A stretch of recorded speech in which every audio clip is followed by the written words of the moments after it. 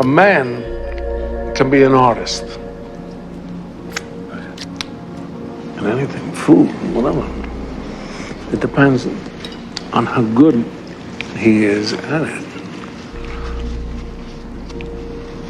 Creasy's art is dead. He's about to paint his masterpiece.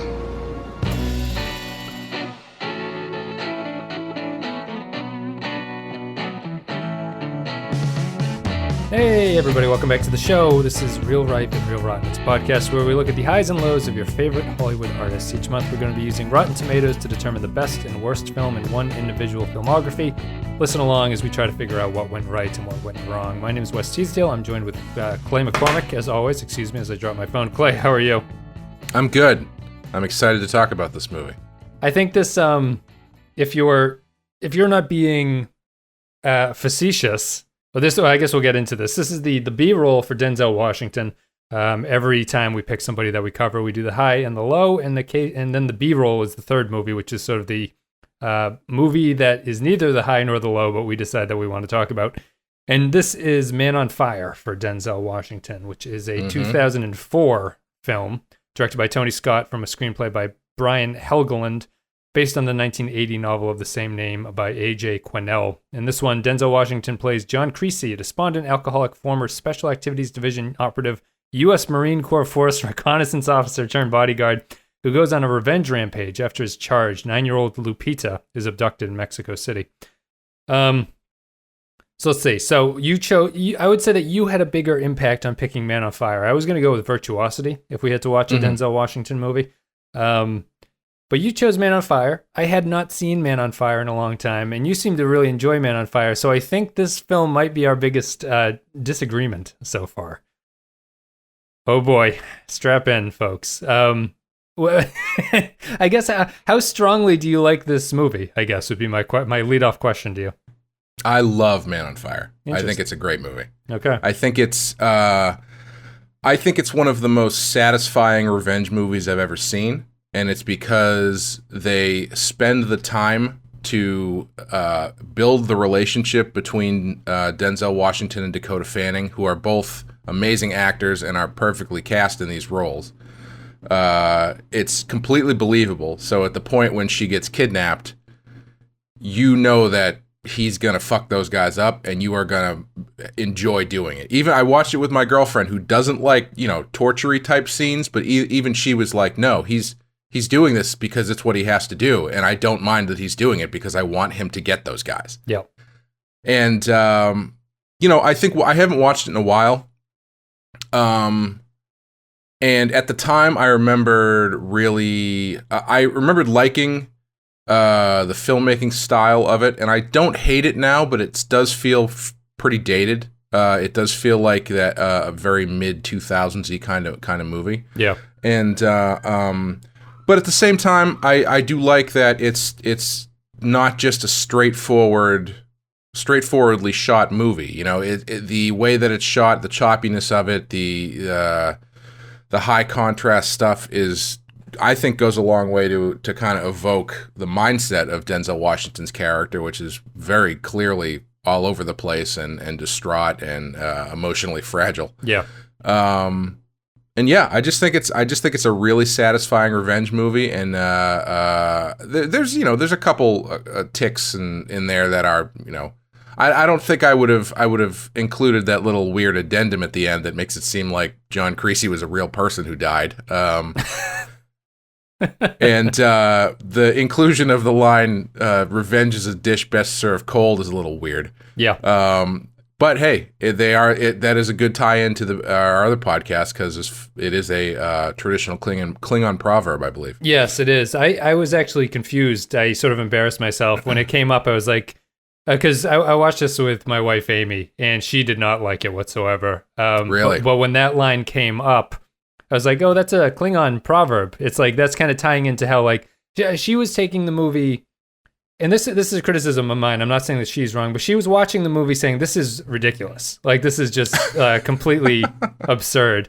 And the line when he says that Klingon proverb, I'm kind of like, this is the movie winking at you to let you know that this is kind of just like a cartoon of a movie. And I was like, it's an old Klingon proverb, and she's like, didn't Shakespeare write that? And I'm just like, I guess so. I guess maybe it doesn't all come back to Star Trek. I don't know if Shakespeare actually wrote it, but it's an old saying. Yeah, I was actually thinking about that too. I was thinking about that.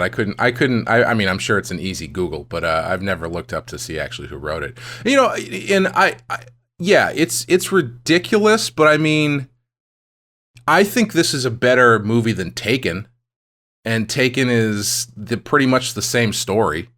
Except I think it's a better made movie and it's more satisfying, but it's an action revenge movie. They're all ridiculous. Well, I mean, I think it's I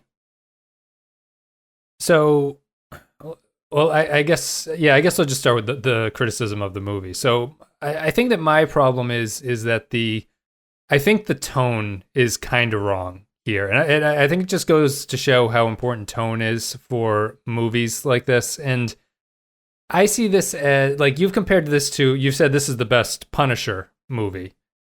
And yeah, for a while, I considered this the closest thing to a Punisher movie that I actually really enjoyed. Yeah, and I think that I think that the subject matter is, and I'd be interested to see if the book is any different. Like, I feel that this is a weird. I'm trying to sum up how I feel about this. I feel that the movie doesn't really go in a tone that makes me feel like the filmmakers are aware of what they're doing. And the movie's two different distinct halves. And I think that the first half is okay, and the second half is just kind of madness on some level. Mm-hmm. And I think that I would hope, I don't know the Punisher comic books, but my hope would be that at least in the Punisher comic books, they maybe do some kind of like reckoning about what this guy is doing at this point. Like, no, the Punisher hardly ever does the Punisher ever answer for anything he's done. Right, but I think that I think that Creasy actually might have more of a justification. But I think that this is really just like, my problem with this is that the second half is basically torture porn, and I don't know if I'm just getting older and I'm sort of like getting a little bit put off by this, but when it doesn't have a point to it and it's just scenes of him going around and torturing people, and it's not in the context of a like Hostel movie where I'm like, okay, this is so ridiculous that the whole point is supposed to be the squeamishness. Like, the reality of this situation is too real for me. Mm-hmm. And you end up in this place where you're in the audience watching this movie and you're just sort of getting off as Denzel Washington is cutting people's fingers off. And it's like, there's no thought about it. Like, everyone in the film is like egging him on, being like, come on, goddammit, we got to sick Denzel Washington on these bastards. And there's this weird, like, immoral catharsis you have to watching this happen. And then when it's over, you're like, why did that feel good? I don't think that the film really questions anything about it. The question is really, the film is just all into this is badass, I think. And so let's continue to watch some badass stuff. Well, I don't know if I would totally say that, because the supporting characters aren't specifically hoping that he goes after they're not specifically calling him in to do stuff that he's clearly gonna do it, but they're supporting him. Yeah, they're supporting him, but they're not actively sicking him on people. I mean, the closest person to do that is probably the wife, who is the one who's like, I hope you kill everybody, blah, blah, blah, blah. But yeah, I mean, Christopher Walken's character is his buddy who's going to help him do stuff. It's kind of like he ends up becoming the character who is going to crack the egg in this whole situation, and the people around him are not actively telling him to do it, but they're not stopping him from doing it either. Well, yeah, I'd argue they're too scared. Like, his buddy, the Walken character, just says, "I don't kill people anymore, so you kill everybody." Like, it's a weird. Everyone except for Denzel Washington is sort of aghast at what's going on, but they still want, like, the supporting cast of this movie is kind of the audience in some way. They're watching this, going like, "Yeah, fucking cut that guy's fingers off, burn him with a cigarette lighter," like, and. They're too cowardly to do it? Like, what's the movie saying? That this is the only way to sort of fix that. And I don't want to come across as some old man who's just like everyone should be nice to each other, but it's like I don't see what the point of the violence gets the girl back, but the violence isn't a conflict that Creasy even really goes through. There's nothing stopping him, or no character is trying to convince him not to do this, and that's kind of against the point. But if you want to do a movie that is all about that, I think the hyper-realistic tone here, which isn't hyper-realistic, but the sort of groundedness of the film otherwise is a disservice to people who just want to watch that kind of torture porn stuff. Mm-hmm. Well, I think with his character, it's sort of he ends up being it's sort of the he more or less gets released on these guys by the fact that they stole the girl, you know? Yep. He's more or less bottled up and by his own drinking problems and all this kind of stuff, and the girl has given him a reason to live, and then he basically dies when she's taken away. Yep. And so that takes away any sort of restraint on him that he might think that he has, which allows him to just go scorched earth on these guys. And you know, I wouldn't say that the violence towards these guys is unmotivated. I would think it's extremely motivated. He's going specifically after the people who took away the one thing that brought him back to life, more or less. Yeah.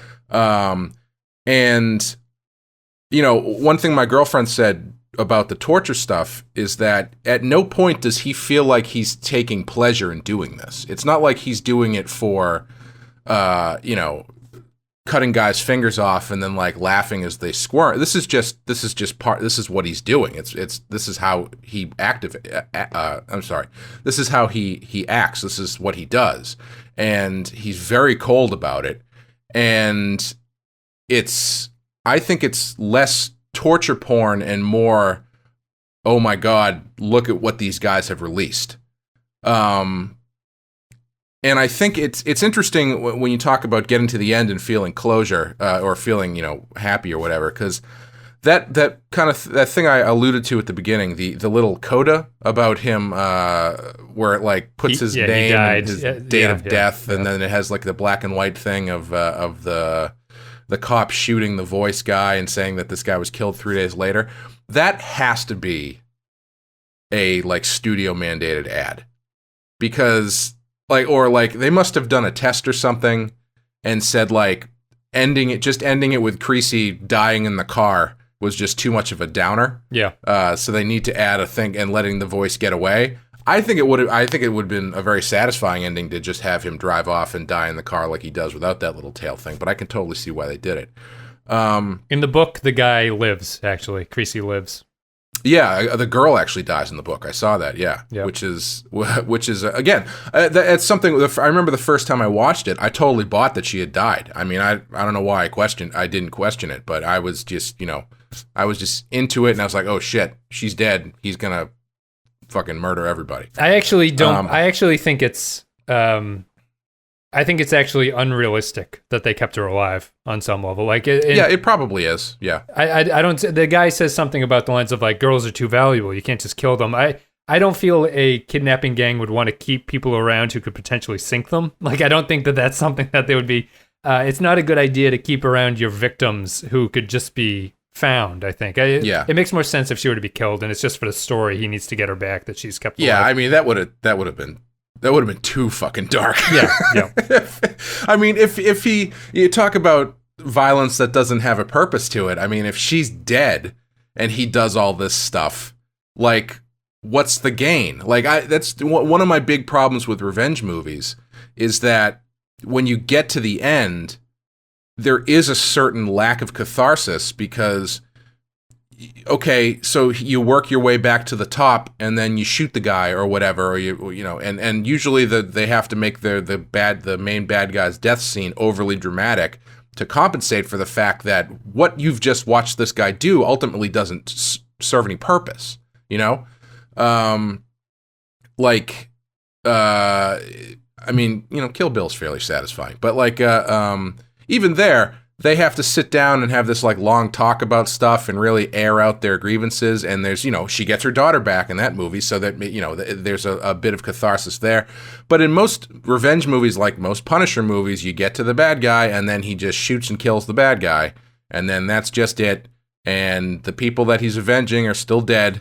And there's not really a point to anything that you just watch other than, cool, I just watched him get revenge on these guys. Yeah. Whereas in this one, they lead you down that path, and they start off with him being hyper-violent with seemingly no purpose. But then when it turns out she's still alive, that makes the catharsis at the end and his eventual death that much more, I feel, satisfying, because I just think it works really well. Yeah, yeah.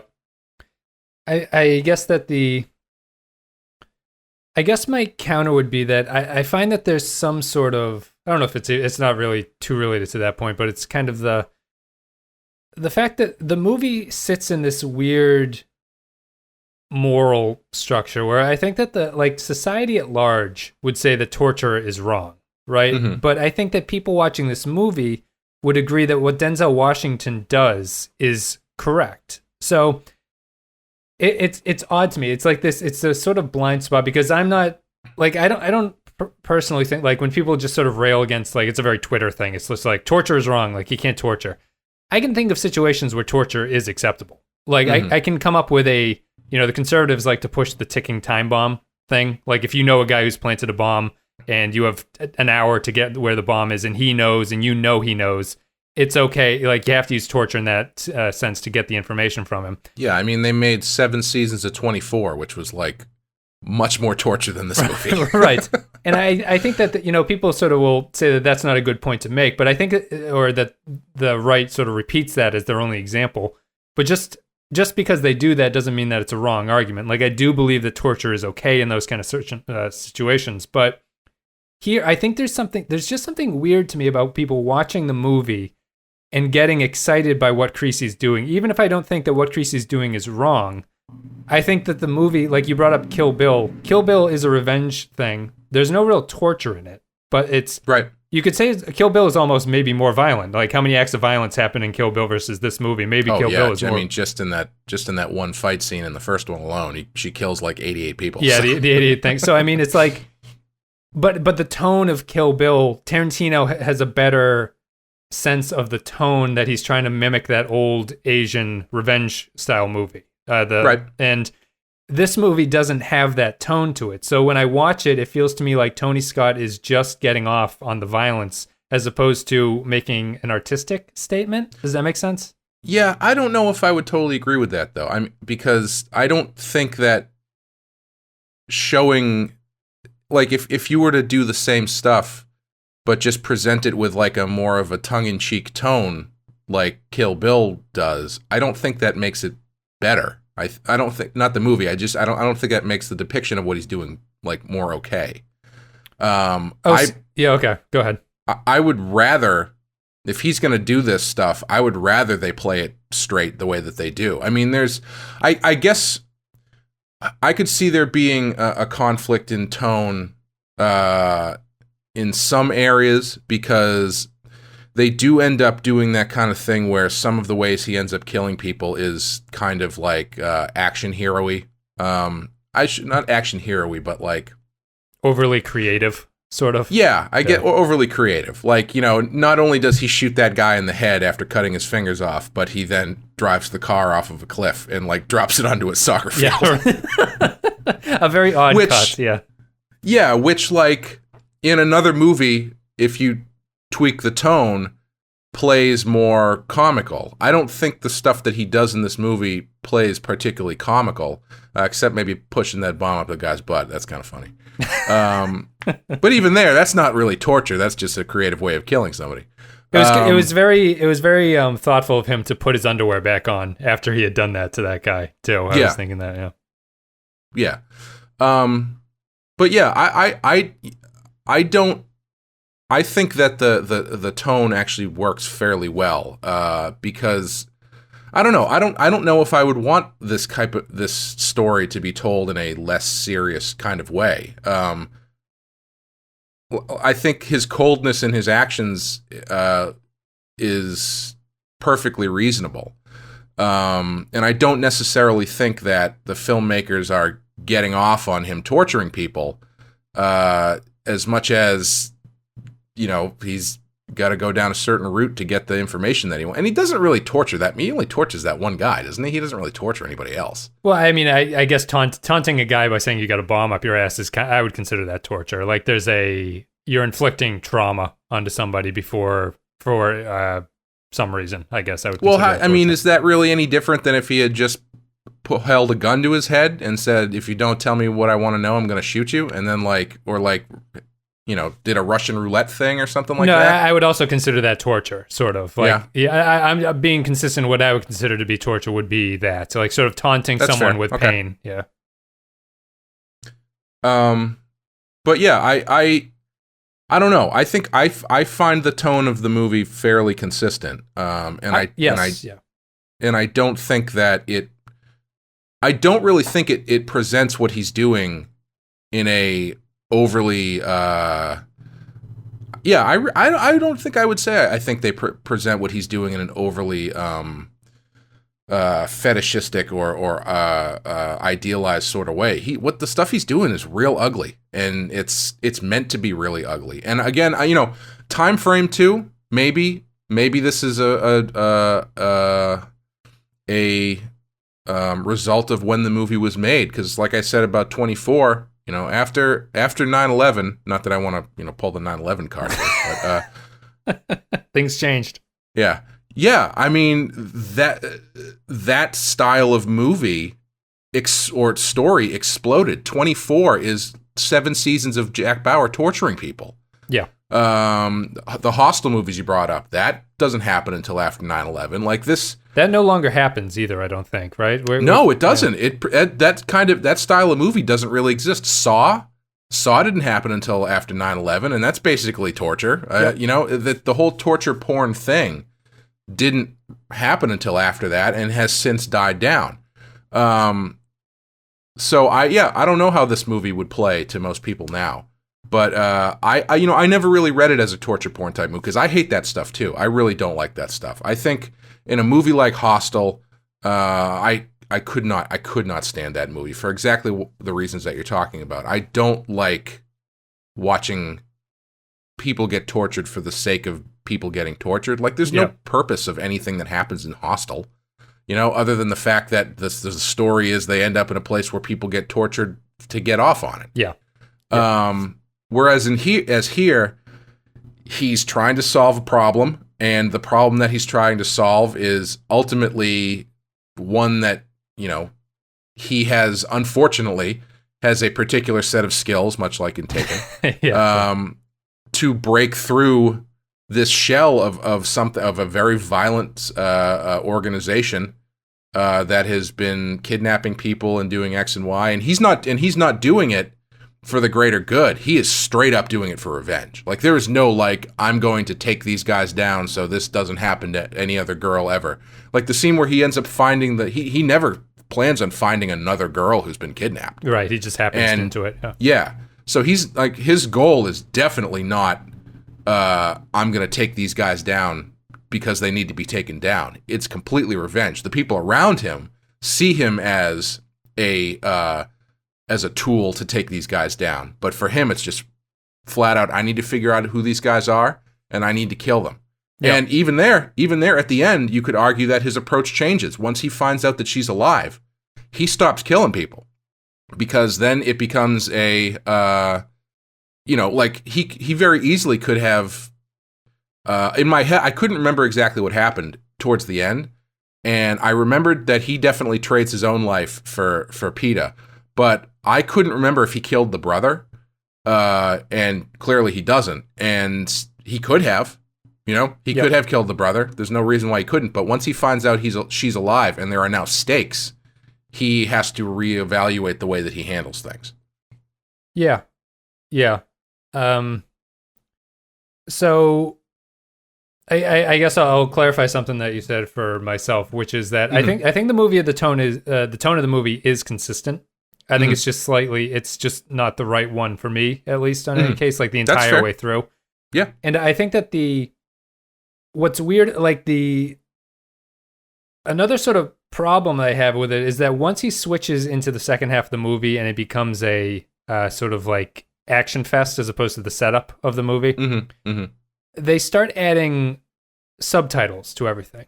And I think it starts off as subtitles for Spanish, and eventually, eventually it just turns into the words that people say get shown on the screen as well, which to me is a very like that. They're taking it in a comic book route at that point. Like they're making it.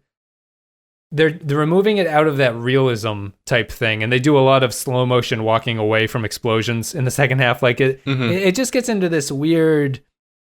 They're reveling in the sort of actiony aspect of it, and I think that the difference I have from like I would say that I enjoy the first Saw movie, at least it's the only one that I can say off the top of my head that I liked. Yeah, but the thing about the Saw movies and the movies that do this kind of violence that I can get behind, or at least I don't feel that this, or at least I feel that they accomplish something that this movie doesn't, is that when you stylize the violence, it makes me feel that the person doing it is aware of what they're doing. Like if you just took if you made a movie, right, that was a person goes around into a neighborhood, breaks into houses and sort of tortures and kills people, it's the same as what's going on in Man on Fire, except there's no purpose to it. But it's like it's the same.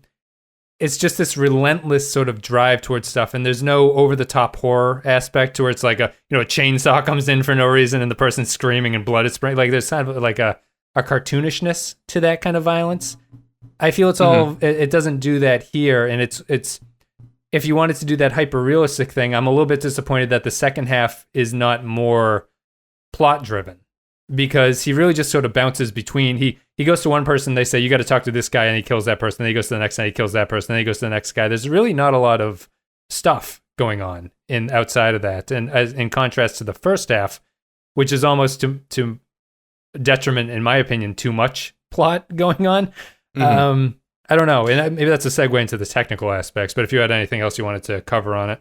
Well, I think that's tough too, because I feel like there's enough plot to keep it going. Because a movie like this, you just spent an hour, arguably an hour plus. I can't remember exactly when it happens. I think it's about an hour in.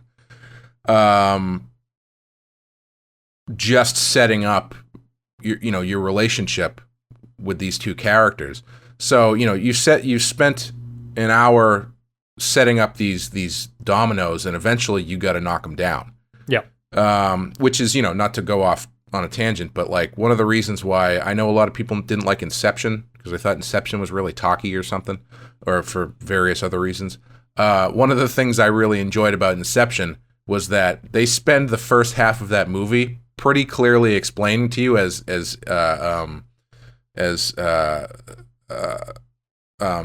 detailedly as they can. Detailedly, that's not a word. In as much detail, yeah. In as much detail as they can, how the device works and how the sleep world and all that kind of stuff works. Yep, setting up the rules for the universe. Yeah, setting up the rules of the world and everything. So when they go and they do all that stuff, they just go. And they don't have to stop and be like, what's happening? Well, now we're in the second level of sleep, and if that kind of shit. Yeah. And I have a certain amount of appreciation for that. And I think that's kind of what they're doing here, but they also do drop in enough plot to keep it kind of spiraling instead of just a straight shot down, Yeah. Like, could you have done this movie? I mean, I'm sure they would have done this movie without the twist of the father stealing the money, or the girl not being dead and all that. I think you very easily could do this same movie, probably in a much shorter time if you cut that stuff out, and it just is Denzel Washington gets revenge for this girl's death. Yes. So yeah, plot-wise in the second half, I see what you're saying, but I don't really. I think they give you enough to keep it moving, I think it ends up taking it into a place where most of these movies tend not to go. I mean, like in not that I keep using Taken as an example, but in Taken, you always know the girl's alive. Yep. And you always know he's going to get her back. And that's pretty much the whole story. There's not like, there's not really a lot of other stuff going on in there. Well, I feel that Taken is almost more of a martial arts movie to me. Like, the scenes that he has isn't just him torturing people. It's him sort of in hand-to-hand combat or like an action chase sequence. Or something. Yeah. It's definitely Taken is definitely much more of a spectacle movie than this is. And I think the weird thing about this movie, if I to call out one kind of weird thing, and maybe this is sort of dancing around the tonal issues you're talking about, but it is a movie made by Tony Scott, who has done big budget action movies. He did Top Gun. He did I think he did Days of Thunder, but he's a well-known action director. Denzel Washington, who up to this point hasn't really done action movies. He's been more of an actor's actor. I think Training Day was the most actiony movie he had done up to this point. Unless you count all the stunts he did in Heart. What the hell's the name of that movie? Heart to Heart. Heart Condition. Heart Condition. Yeah. Ghost stunts. Yes, ghost stunts. Dakota Fanning, who is not a super known quantity, but she's not an action movie character. And it's a revenge story, so it seems like it could/should be a much glossier affair, but it's not. It's very dirty. It's very the tone is fairly serious. It's very much post City of God style filmmaking. I'd call it melodramatic, actually.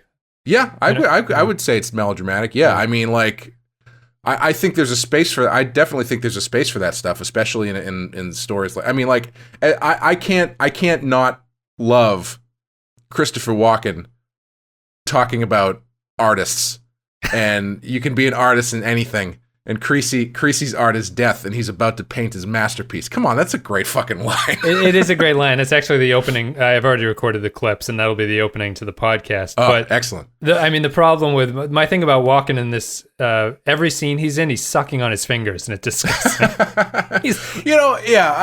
I chalk that up to, if you look at his role on the paper, he's like low-grade Colonel Troutman from Rambo. Yeah. Yeah. And there's not really a lot for him to do other than to be the guy who's like, Creasy is gonna fucking kill everybody. I worked with him. He's a badass.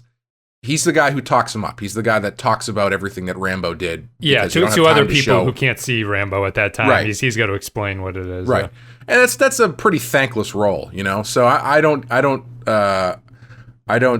begrudge him doing whatever he can to make it interesting. It's the Benicio del Toro effect, Sometimes you just got to put a weird accent on and make your words unintelligible.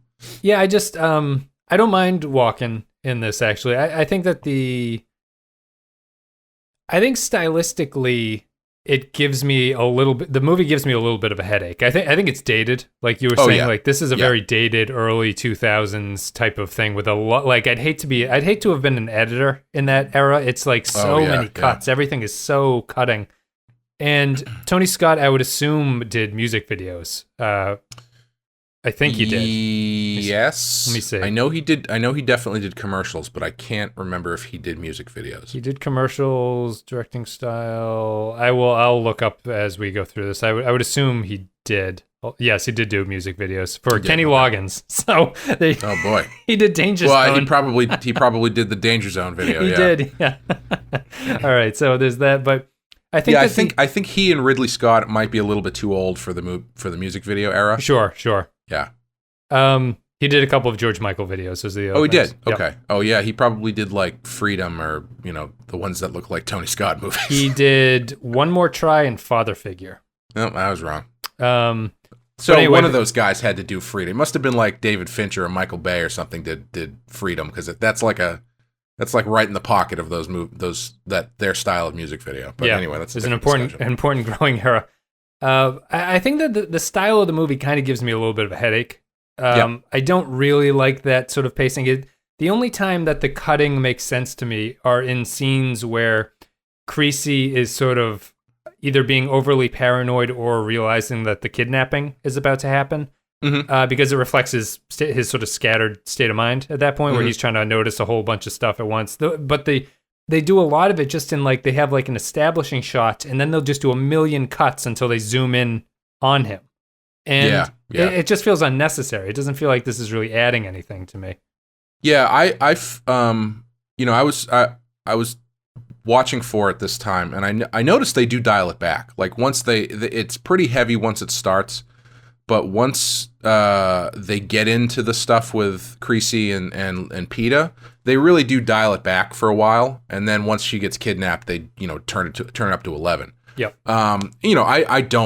I would not begrudge anybody for not enjoying the way that this movie is shot. Like I remember really liking it when I saw it the first time, just because it was so different, and it was treating the visual storytelling in a way that I hadn't really seen before. Like this is right around the time where I had just seen The Limey, which I really loved. Yeah. Which is not like this, but is really being liberal in the way that it presents time and story and all that kind of stuff. And I thought was, a really interesting way of doing that stuff. Subsequently, after this movie, he made a movie called Domino, which is garbage, which is this style, like even more so. And I was really excited to see it because I wanted to see where he would take this, and it just got really gross and even worse than this. Yeah. As far as the choppiness and the color, it's a really ugly movie. But I give him credit for trying it out. I think maybe, I don't know. Do you think that this style had an effect on other people coming after it? Because I feel like, while it feels dated, it also feels like something other people ended up doing after him. Yeah, I think Soderbergh kind of did something like it in Traffic. Is that Soderbergh? Yes. Yeah. Yeah, Traffic feels like a more restrained version of what they're doing here, and I don't know which one came.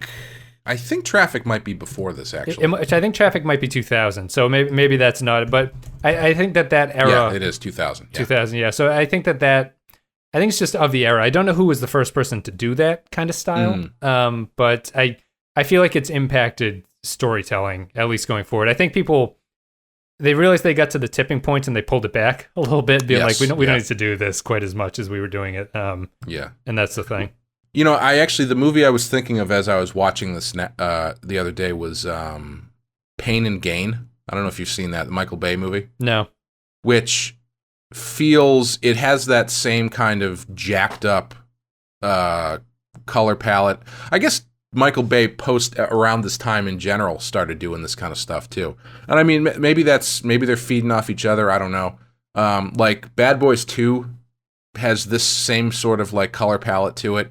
I think this is right around the time where digital color grading became a really popular thing to start using. I was just about to say it probably has to do with the shift to digital color. Yeah. And, so it's really interesting how a lot of times when these technical advancements come through, people use them in very extreme ways before they really figure out the more nuanced ways to use them. Yeah. Like after Jurassic Park came out, and CGI became the norm, more or less, a couple years after that. They kind of eased their way into it, but eventually, like, 2006 is right in the pocket of oversaturation of, questionable CGI. There's so much of it that they can't handle it, so it all ends up looking bad, which they've since really dialed back, and they probably still use more CGI now than they ever had, but a lot of it is stuff that you're not actually noticing. On top of the big, like, fully computer-created creatures and stuff. And even there's a movie from, I want to say, like, 1962-ish, somewhere in there, called Point Blank, which is another favorite of mine that has the same kind of playing with time and playing with point of view kind of thing as The Limey and this. It's a Lee Marvin movie made by John Borman. And it's hyper color. There's this one scene where Lee Marvin goes into the bathroom and like he just goes nuts and starts smashing stuff, and then all of these like colored liquids start swirling around in the bathtub, going down the drain and stuff. And on the commentary, John Borman's like, "Yeah, this was my first color movie, so I was just seeing what it would look like."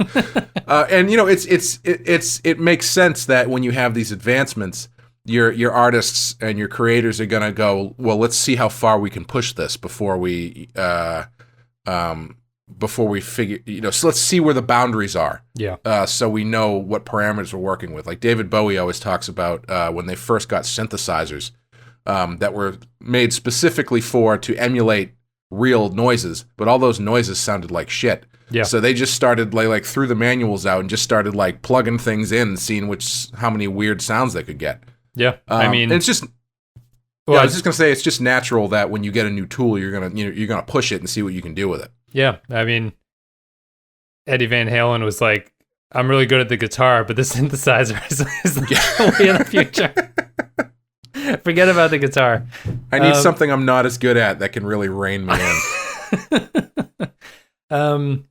I think that my problem with the first half of it is that it is I think the dialogue in this movie is very bad.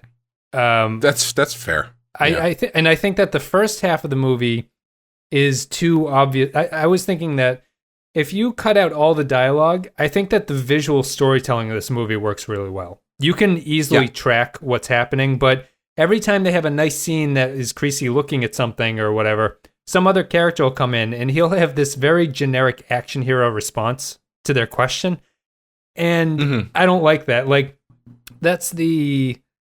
maybe that's the tonal inconsistency I see, is that I kind of see it as a superhero movie, but it doesn't really embrace the superhero. Here's a cheesy, or here's a gimmicky line that I'm going to say at this point.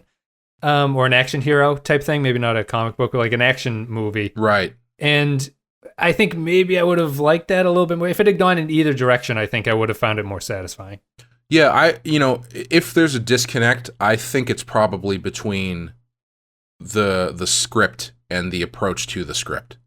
Because if you take the script by itself, I think the intent is probably a much more generic action movie.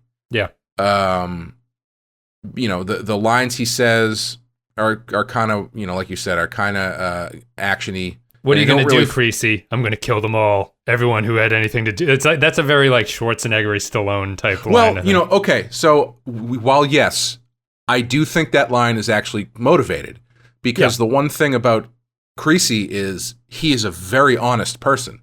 Like every at the beginning when you're first meeting him, people are telling him not to talk about his drinking, and anybody asks him a question, he tells them the truth.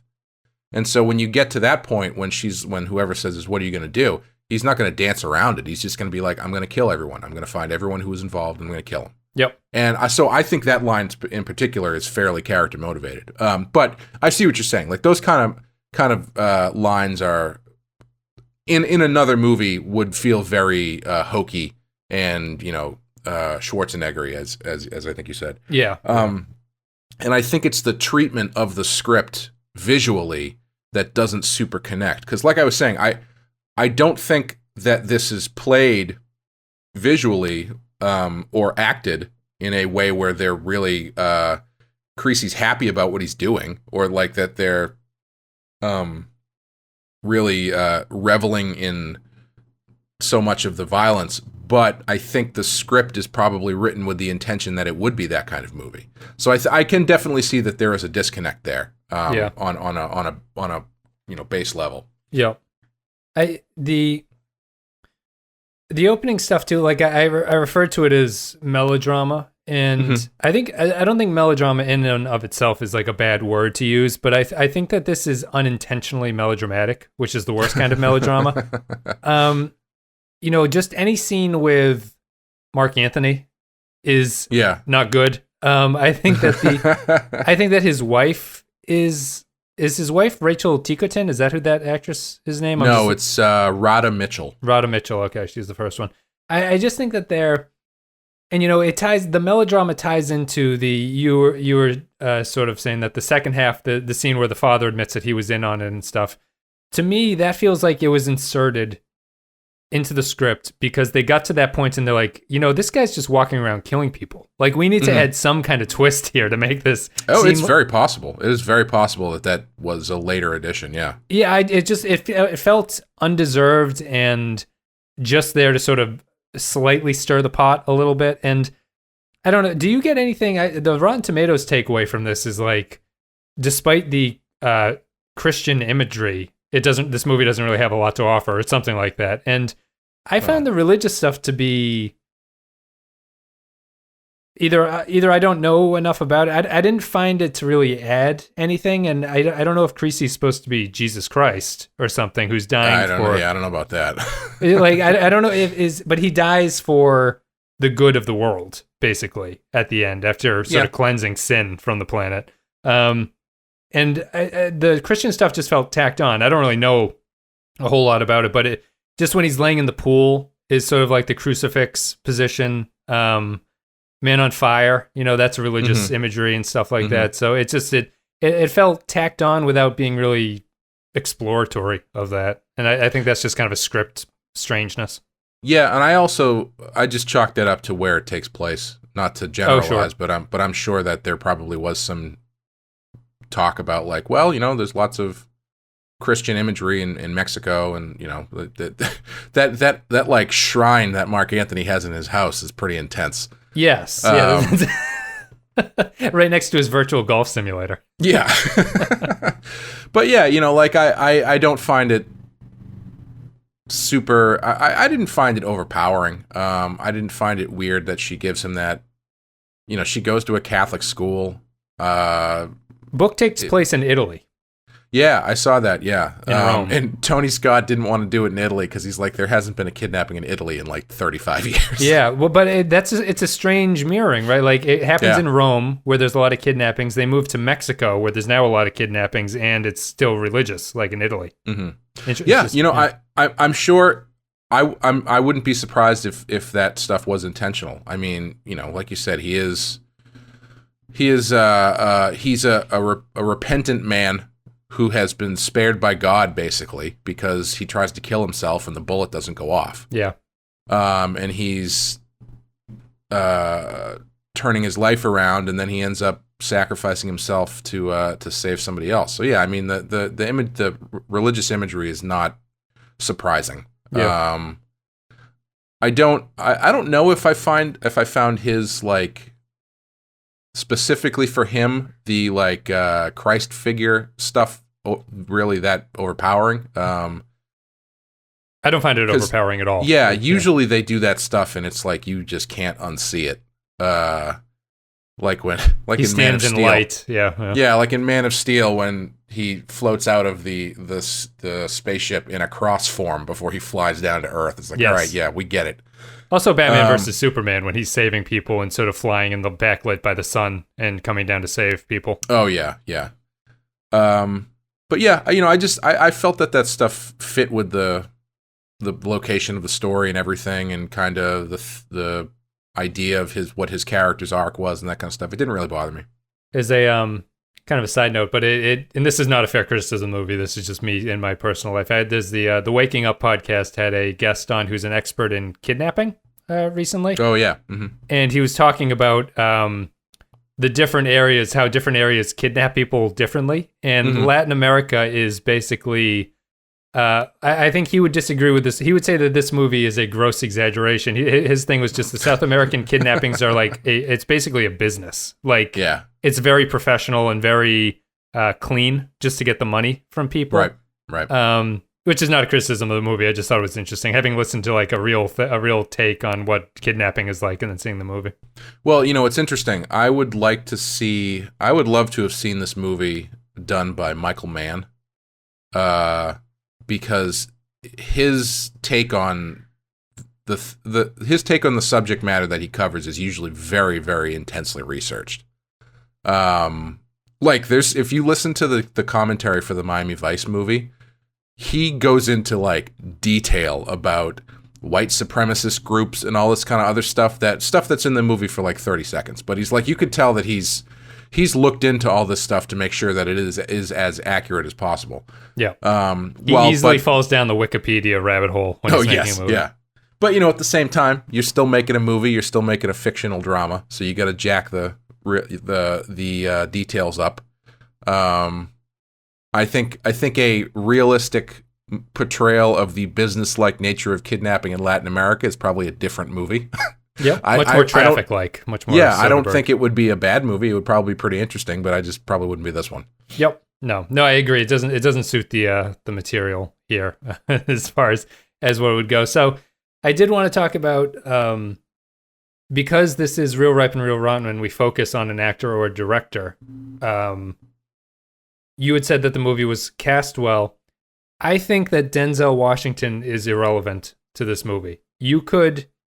I think you could insert a lot of people into this role and it would come out exactly the same. I was thinking Jason Statham would be like I could have seen him in this role and it would have been exactly the same. Yeah, but see, I don't want to see an action hero in this role though.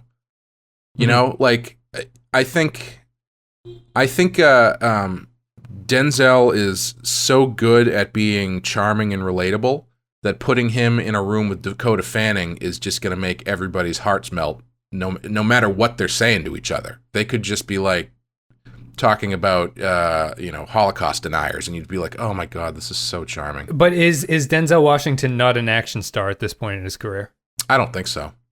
So before this, he's got Training Day, John Q, Antoine Fisher, which is not, Out of Time, Man on Fire, Manchurian Candidate, Inside Man, Deja Vu, American Gangster, Taking a Pelham, Book of Eli. I think it's in the body of when he became an action hero, but I mean, this is pretty towards the beginning. Okay, all right. I didn't really think of him like that until after this movie. But that being said, like, he still brings a certain style of acting to those roles that is different than what Jason Statham would do. Like, I don't know if Jason Statham's relationship with the girl would be as interesting as the one that she has with Denzel. No, and also they only really have the one scene, I would argue. Like, they only have the scene where she's doing her homework and asks what a concubine is. That's their strongest scene with each other, I think. And you're right that Denzel there brings a warmth that Jason Statham wouldn't, I don't think. Yeah. But yeah, go ahead. And I also think casting somebody like that in the role does predispose you to thinking, it predispose you to reveling in the violence. And, like, there's a reason that, he did become a action hero after this, but, like, there's a reason that Charles Bronson works so well in Death Wish, is because his character is a very nothing man, and Charles Bronson, though he is, he's been in a lot of action-y movies, he's just kind of like, it looks like a dude. Whereas Jason Statham is like Jason Statham, he's just an action hero. Would Liam Neeson have worked in this role? I don't see why not. I think the Taken thing is the same thing. I think his action career works because he's not traditionally an action actor. Yeah, I think he would bring the same kind of warmth to the bonding with PETA scenes that you would need. And obviously it's the same in Taken, where his daughter is Taken, so there's that kind of relationship there. Yeah, like imagine if Taken had Jason Statham in it. Like, that would have been worse, yeah. Yeah, nobody would have given a shit about that movie. It probably wouldn't even have gone to theaters. No, probably not, yeah. I mean, it's dependent on... But I think it could have... I'm just interested in who would... Like, Tom Cruise, I think, would have been a disaster in this. That's not the right thing for him. Yeah. Who else is doing action movies? He doesn't have the warmth. No. Or, the human soul. He would have explained the concubine as a spirit that Lord Xenu would have taken up into space with something, yeah. Not to go off topic completely, but did you see that interview with him that had been going around recently where people are saying that he's never actually watched a movie? Because somebody asked him, like, what his favorite movie he's seen recently was, and he's like, well, the thing about movies is, I just love them. Yeah, and they kept asking him, he's like, okay, but if you had to pick one that you've seen recently, like literally any movie, which one would you pick? And he's like, oh, but, the art of movies, it just takes you away. And so people are like, I don't think he's ever actually watched a movie before. Yeah. Well, I think that I tweeted that first response, and maybe it's a weakness. Because when you read it, it does come across like he's never seen a movie before. Then I started thinking about it, and I think that answer is a perfect Tom Cruise answer to a question. Yeah. Oh, it is 100%. Yeah. And after that initial wave of stuff, people who actually knew Tom Cruise started tweeting about him being, and who knows if this is PR control, but people who seemed to know him or at least had interacted with him were just saying that he's a huge movie buff, and they just saw the answer as a political answer. Yeah. I think that's totally reasonable. I mean, come on, the guy. Of course he's seen movies. Yeah. Like, that's just, I mean, it's a jokey thing to say because his answer was so robotic and political, but I mean, come on. Obviously the guy watches movies. Yeah, I'd be more annoyed at, like, if I'm doing an interview with Tom Cruise and that's the answer he gives me. As an interviewer, I'd be like, can you give me a goddamn movie that you enjoy watching? Like, can you just tell me one movie you've enjoyed recently in the past 10 years? Yeah. Is there any other older action star that I can't think of at this point that was in the early 90s? That was, you mean like early 90s, like the Schwarzenegger and Stallone no, era? I'm sorry, early 2000. Oh, 2000, honestly? The reason that Jason Statham is an action hero is because he was like the only one for like 10 years. Yeah. Before the Rock really got his foothold in movies, it was basically just Jason Statham. Yeah. Like Stallone, Schwarzenegger, and Van Damme were getting old. I mean, Bruce Willis too. I mean, Bruce Willis was still making movies, but they were getting older and, had a lot of bad movies behind them, so they weren't getting the box office draw anymore.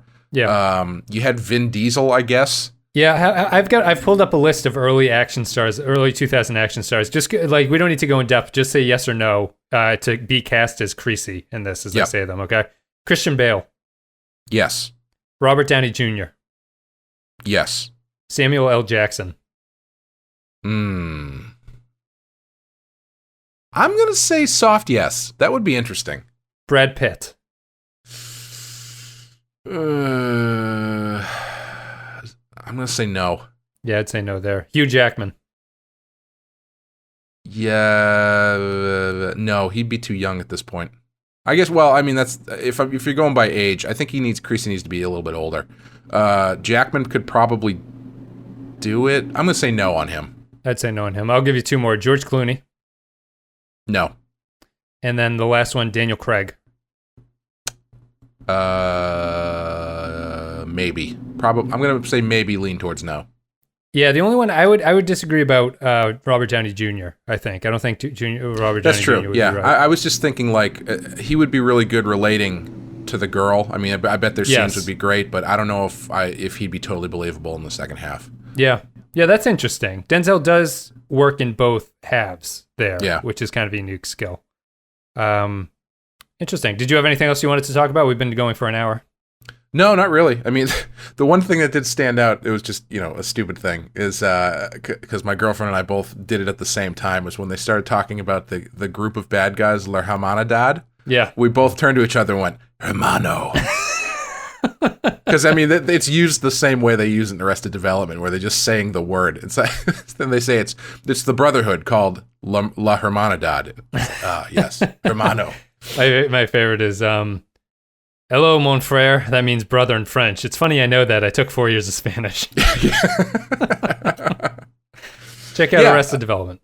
Yeah, overall, I think I really like this movie. I totally get everything you're saying about it. But yeah, I mean, as far as I think, especially, maybe it stood out a little bit more at the time because it was an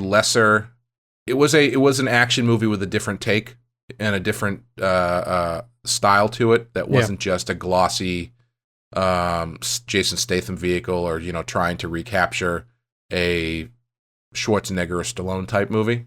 And I think those movies are a lot more successful now than they were then. I don't know if this movie was particularly successful. Do I have a budget? It cost $70 million to make. It made $130 million. Okay, so it made mildly successful. Yeah.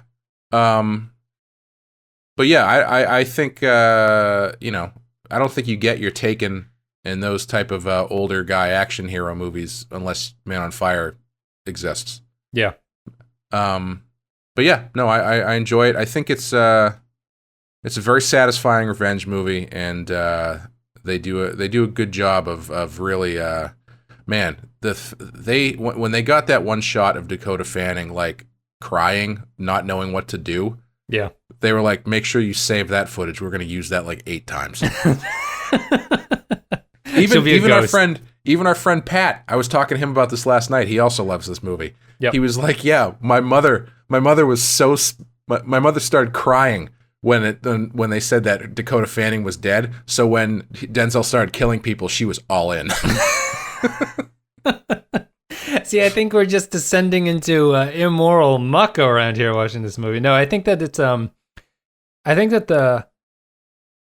think the movie is slightly off in a whole lot of ways that to me adds up to something that I feel is more off than maybe the whole is. And I think that the best part of the movie to me is the ending. I really like the ending. It's the only part of the movie I really remembered from watching it when it came out. That's very effective. It's just I find it, I needed a little bit more of a director with a personality, maybe like a director who inserts personality into their movies. I think would have made this a little bit more enjoyable for me.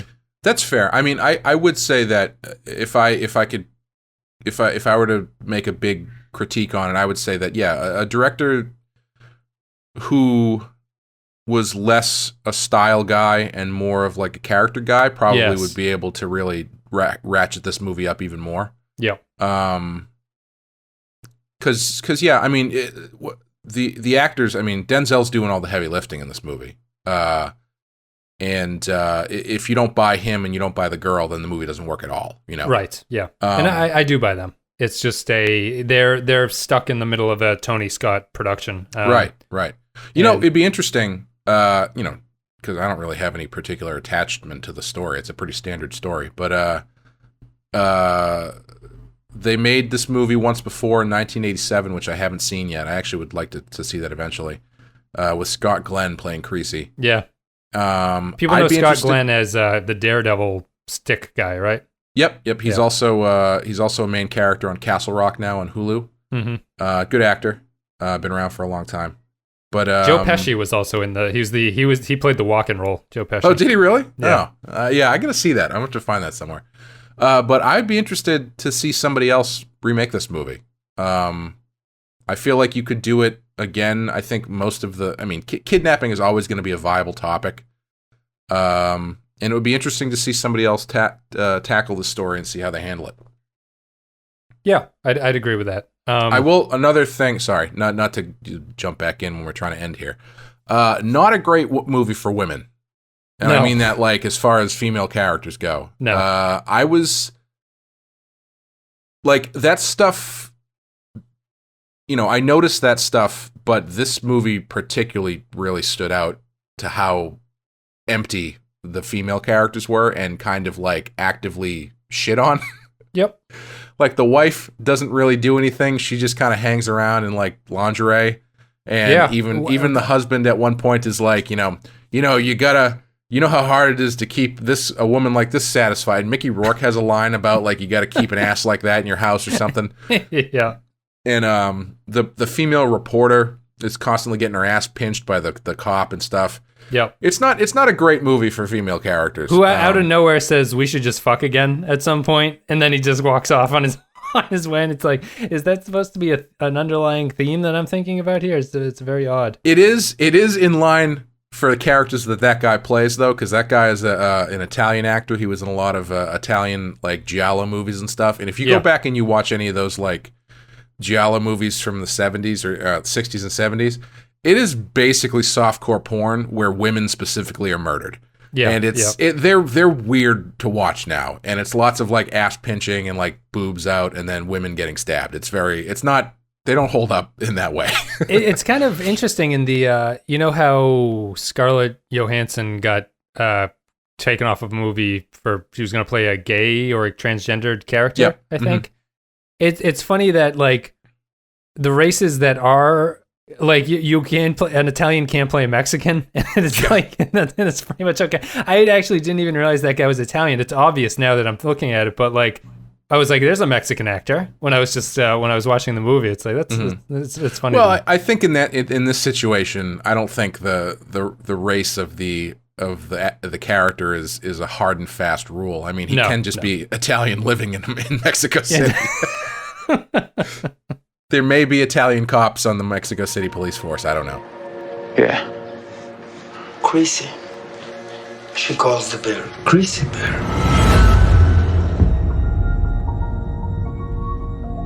Remember, I will give you her life for your life and the life of my brother. Okay. Okay. I give you your brother, you give me the girl. All right. Let's see. Do I have anything? No, I think that's pretty much it. The movie's at 39% on Rotten Tomatoes. based on Man, that's 161 crazy to reviews. me. I mean, I don't know. I guess part of me understands that, but I've always thought this was a really great like B-level B movie. It's a great B movie in Denzel Washington's career. It's not his best movie. It's not his worst movie. But if there's one that someone's going to say, looking for a Denzel movie that's off the beaten path, what would you suggest? I'm going to say Man on Fire every time. Interesting. I will also say Deja Vu. Also, that would have been another one that I would have chosen. Also, a Tony Scott movie. Yeah, I already said I would have chose Virtuosity, but that's another thing. But yeah, this is a I don't know. I think that's pretty much it. We've covered pretty much everything. Man on Fire. I guess this is our strongest disagreement yet. I think about any of the movies that have come out. Oh, the one thing we didn't talk about, we did touch on it on Twitter though. Is this the beginning? Out of Time was before this, I think. I can check on that, but what's your point as I look this up? Is this the beginning of the Denzel costume, which is just an oversized shirt and like a white T-shirt underneath? Out of Time came right before this, yeah. Yeah, so like that was that the like I feel like it's the same thing he wears in every one of these movies. It's like big button-down T-shirt with a white shirt underneath it's either buttoned or it's open. And he wears it in Out of Time. He wears it in this. I'm pretty sure he wears it in Deja Vu. I think he wears it in The Equalizer. the clothes are extremely large in this movie. Yes, they are. It's a product of the time. His I believe that if he was wearing a bit more form-fitting clothing, he wouldn't have gotten a shot in the first place. He probably trips over his pants or something. But he just has it's as you say, he has a white T-shirt with a sort of flowery button-down short sleeve on top of it. Yep. And before that, it would have been Bone Collector, Hurricane, Remember the Titans, Training Day, John Q, Antoine Fisher, Out of Time, Man on Fire. Yeah, I don't know. Maybe that's just what he always wears in a non-period piece. I would assume that Denzel is choosing his wardrobe in these movies if they're so similar, you know? Yeah, wouldn't surprise me. Yeah, just a different time. It's like Michael Jordan, great at basketball, but if you look at some of the outfits he's worn through the years at like events, that you'd be like, Michael Jordan, someone needs to tell you. I wrong. give the man credit for single-handedly trying to bring back the Hitler mustache. I don't know if it was the best choice, but interesting to you know how I was saying when you have these toys, you have to push the boundaries. Why not push the boundaries of your late career fame and see if you can get away with a Hitler mustache? Why not? Yes, absolutely. Well, guys, thank you very much for listening. This is Real Right. He had that in a Hanes commercial. He did a commercial for Hanes with a Hitler mustache, and nobody told him to shave it. After you win 6 NBA titles, you can do whatever it is that you want to do. Real Ripe and Real Rotten, that's the name of the show. I am Wes. This is Clay on the other side. And we've talked about Man on Fire. Our next category is going to be Edgar Wright. So we're doing Scott Pilgrim versus the World and Baby Driver, and then we'll pick a B-roll. I'm not excited about this. Yeah, that's unfair. I shouldn't say that. I am excited because I've only seen Scott Pilgrim once, and I did not like it. Baby Driver, I've only seen once, and I thought it was fine. So going back and actually watching these a little bit more analytically, it'll be interesting to see if my mind changes. Yeah, the patrons wanted him, so it's obviously demand for Edgar Wright's stuff. So we'll see how we feel about it. But we're done with Denzel. We covered Fences and Heart Condition, and then we did Man on Fire as the B-roll. So That's about it. Guys, thank you very much for listening. Hope you enjoyed it. As always, you can support the show by going to patreon.com/thepensky-file. Couple dollars a month, you get extra content. You can check out the Star Trek show. You can check out the upcoming Badass podcast, which is Clay and Sean Murphy's Batman the Animated Series podcast. Mm-hmm. And as always, thank you to the Captain Tier patrons. Thanks goes out to Stephen Cobb, Matt Flores, Samuel Custer, Santos Gonzalez, Robert Cummins, Andrew Kerlog, Matthew Cutler, Spinobi, Russ Graham, Eric Johnson, Nathan Elliott, Dexter Sebastiani, Neil Brennan, Carrie Mobility, Michael Pond, Bradley Killens, Rune Vendler, Jay Stanley, Mike Burnett, Matthew Ross, Ben Douglas, Kyle Barrett, Joint Mango, Tarek Latif. Guys, thank you very much. Hope you enjoyed the episode. And that's it. Clay, do you have anything else you want to say, or are we done? No, I think we're good. Good. Guys, see you next time with Edgar Wright. And I think, what did we do first? Fences, right? So I believe we're doing the bad one first. So that'll be Scott Pilgrim will be the first one. Although I might be wrong about that. I didn't even think about that. So that is his lowest movie, Scott Pilgrim. Yeah, that makes sense. Interesting. All right. So we'll see you in a couple of weeks. See ya.